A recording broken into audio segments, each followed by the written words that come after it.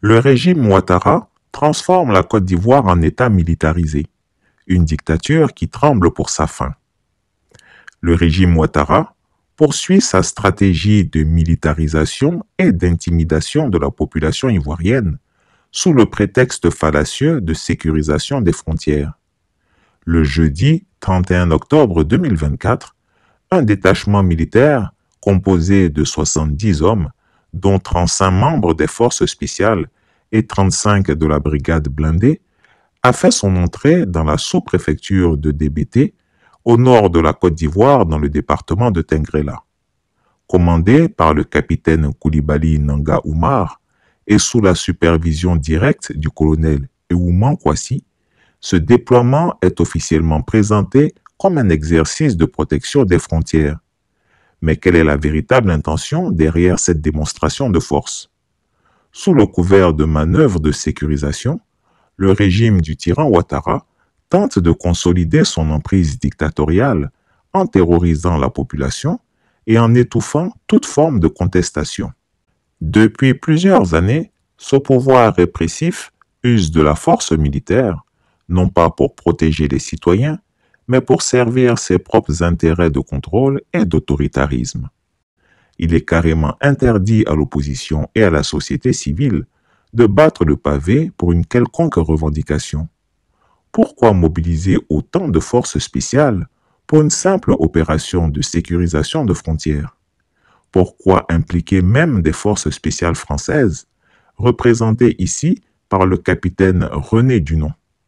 Cette intrusion étrangère dans les affaires militaires ivoiriennes, qui est une véritable ingérence, pose de sérieuses questions sur la souveraineté du pays, mais aussi et surtout sur l'autonomie de son armée. En réalité, cette présence militaire renforcée ne vise qu'à préparer le terrain pour des actions de répression plus brutales, en vue de mater les voix dissidentes qui osent encore s'élever contre ce régime corrompu. En imposant une telle présence armée dans des zones rurales comme DBT, Alassane Ouattara cherche à rappeler aux Ivoiriens que son pouvoir ne connaît aucune limite géographique ni morale. Tout cela, bien sûr, sous le regard complice de certaines puissances étrangères qui profitent de cette situation pour sécuriser leurs propres intérêts en Côte d'Ivoire au détriment de la liberté des Ivoiriens qui sont livrés à leur propre sort. La Côte d'Ivoire est ainsi en train de se transformer en un État militarisé dans lequel chaque citoyen est vu comme une menace potentielle au régime en place. Le dictateur des lagunes a depuis longtemps abandonné les valeurs démocratiques, préférant se retrancher derrière ses blindés et ses soldats d'élite pour museler le peuple. Il se cache derrière les canons du palais pour martyriser le peuple ivoirien en faisant fi des libertés individuelles. Au lieu de se soucier de la sécurité des frontières face à des menaces extérieures, ce régime tyrannique concentre ses forces sur la répression intérieure à l'image d'un pouvoir qui se sait de plus en plus fragilisé. Et à l'analyse de la loi de finances ivoirienne, on note que le budget alloué aux questions de défense s'élève à près de 400 milliards de francs CFA en 2024. Pour 2025, le budget global du pays serait en hausse de 11% par rapport à l'année d'avant. Il faudra s'attendre à une augmentation des prévisions au niveau de la défense dans un pays où des efforts considérables de réduction du coût de la vie sont attendus en vain par les Ivoiriens, dans un contexte de cherté galopante, de corruption légalisée et de népotisme.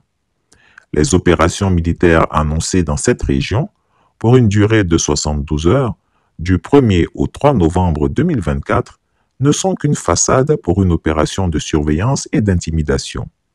Il est indécent de présenter ces manœuvres comme un simple exercice, alors que la population de DBT et des alentours est en réalité soumise à une occupation militaire déguisée.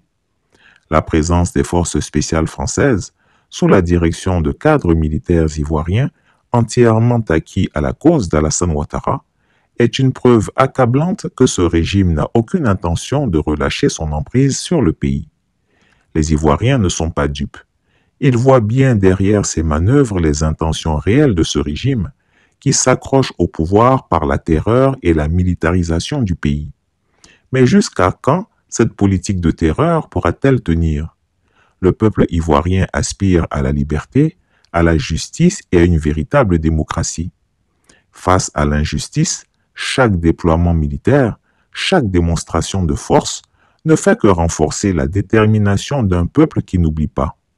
Alors que les forces spéciales paradent dans des BT et que des soldats étrangers foulent le sol ivoirien, les citoyens ivoiriens, eux, restent vigilants.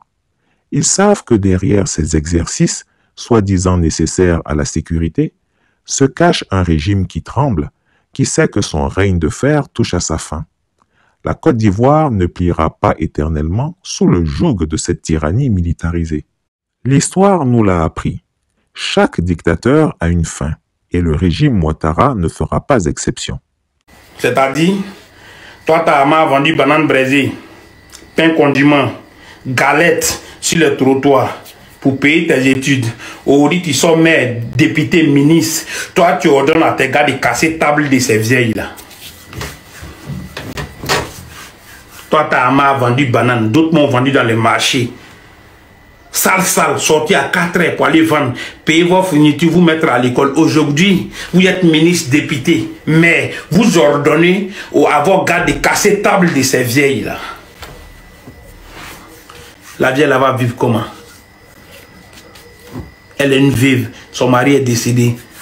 Combien d'enfants? Ces galettes qu'elle vend là. Comme Dieu, il est Dieu, il ne peut pas la laisser là. Petite galette qu'elle vend là. La de fourniture sort dedans. Inscription de ses enfants. Le loyer. Tout sort dans petit couloir que vous voyez là. Vous venez vous arracher ce couloir. La vieille là doit vivre comment?